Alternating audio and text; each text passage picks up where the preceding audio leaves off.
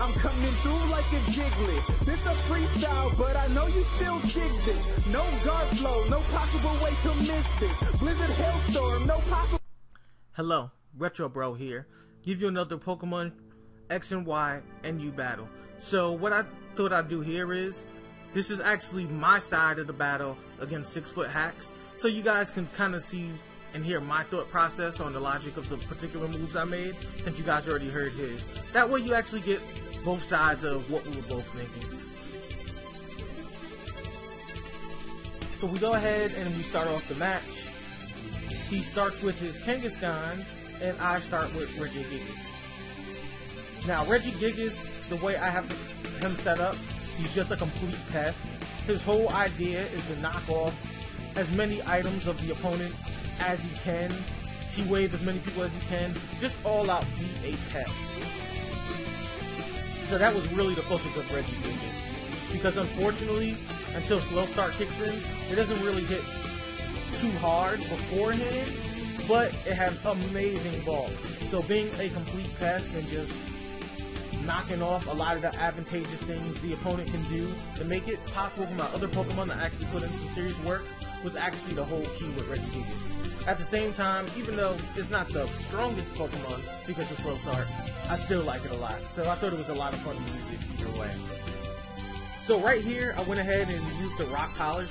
The reason being is because I honestly wasn't too worried about the Grand Bull. I mean, I know they hit fairly hard, they got Play Rough and the Fairy typing, but that's not honestly too big of a deal to Regigigas. Unfortunately though, he had the T-Wave 2 and paralyzed me, because with that speed and going first, Regigigas would have been perfect. Aside from knockoff, I also have the Dizzy Punch, so the chance of being able to power-fuse people and have them confused and paralyzed would have been a nice combo, while Left would give me a little health, and I took hits pretty gracefully. So it would have been a really nice combo had I not been T-Waved, unfortunately. So that's obviously going to deter me, not only because my speed has dropped, but obviously the 50-50 of power hacks. So the whole focus now is, since I can't play that play, is to just focus on knocking off more items of the opponent, which I did by knocking the Eviolite off of Sliggly.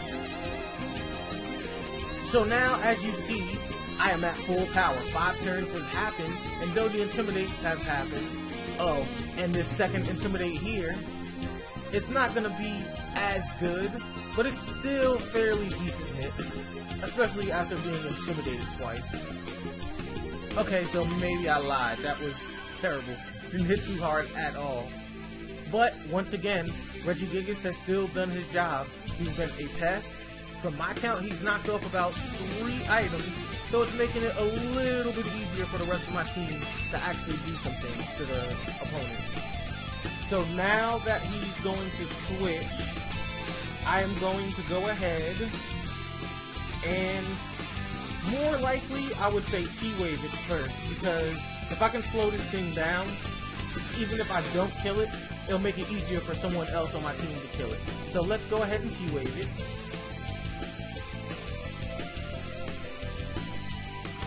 And now that it's T-Wave, I'm going to take a risk here and go for the Blizzard, because it hits harder. And it is paralyzed again, and from this range I think a T-Bolt will kill it, so let's go ahead and try that. And there it is, we got him. So let's see what he wants to switch into next. Kangaskhan. Okay, that's going to be troublesome.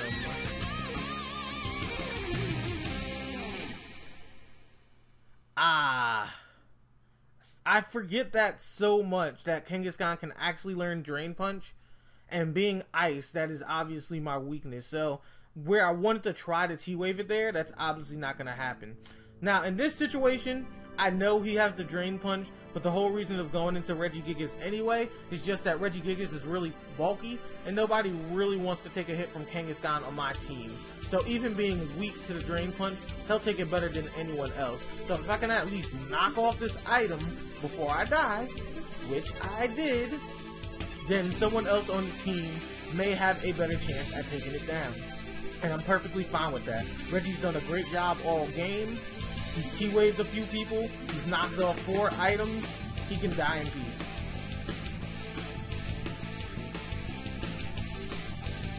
And unfortunately, I got paralyzed there because I was going to go for the T-Wave, and I really needed that. So unfortunately, I'm just gonna have to let it die from the fear.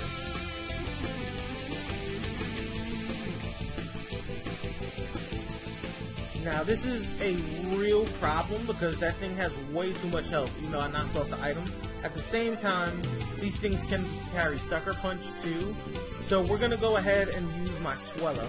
So I'm gonna protect, obviously, so I can get my burn on. Because I am the gut set.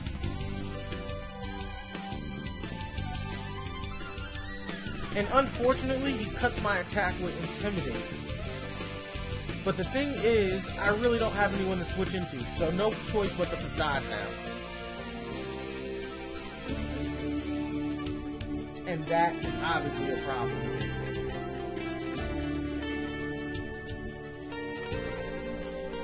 So now I can pretty much go into anything to kill this Grand Bull, but still, Swellow was my ace, and he's gone now. So we'll go ahead and go with Basculin. My Basculin is actually Choice Scarf, so we could have killed that thing no problem. So he goes into Siglu, which is unfortunate for me because it obviously resists water. And because I'm Choice Scarf, I'm stuck in the waterfall. It's a good thing I at least got that crit though. So now I'm going to have to switch. So I went into Flareon in this case because it is a gut set too, and Facade should be able to take it out. It's actually a little convenient that he switched right there for me. That works just fine. I mean, I really didn't want to take the Intimidate, but at the same time I could finally get rid of this Grand Bull.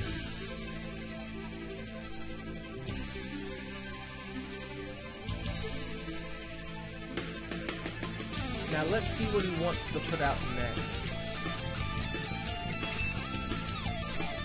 Facade isn't base 140 with Flareon because it's not normal type, so Flare Blitz Guts is actually the best thing I can do. Even with my attack knocked down, it's still going to hit fairly decent. So at this point, it's better just to sacrifice the Basculin because Flareon is Guts boosted and I need that power. At the same time, I knew Kangaskhan was going to fake out, so it was better to go ahead and make that move. And at this point, he's probably going to go back into Siglu. And that he does.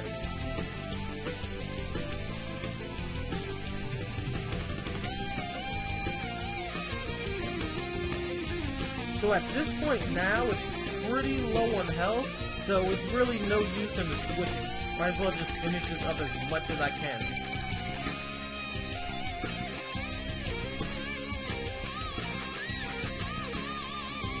Ooh, and I luckily got the flinch. Not bad, because he was probably going to T-Bolt me, and had he did, I would have been a dead man.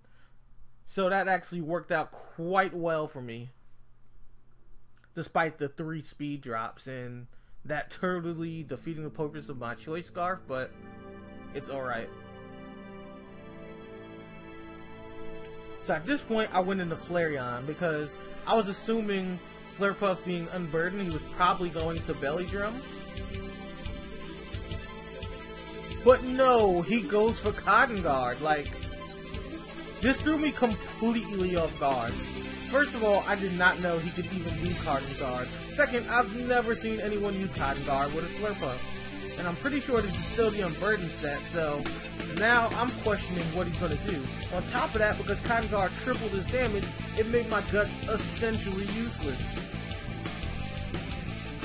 So at this point, I'm completely puzzled. I have no idea what this thing is doing. The majority of my team is physical attackers, and he just Calm Mind, so essentially, to some extent, he's almost a perfect wall now.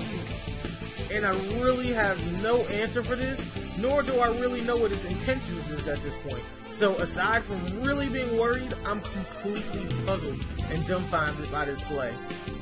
Not saying it was a bad play, it's actually an amazing play. But I'm still, like, at a loss to what he's doing. And he has the Citrus Berry, so now Unburden is kicked in, and he's obviously faster than me.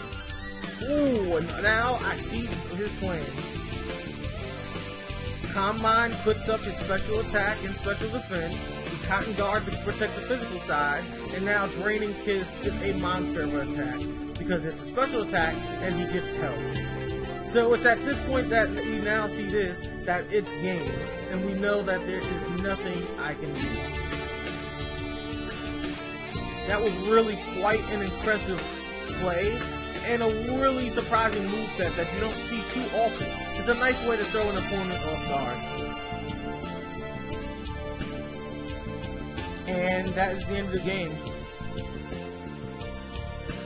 Great battle, Leo. I learned something new from you. If you guys like this battle, like, comment, subscribe. Leo will be in the description.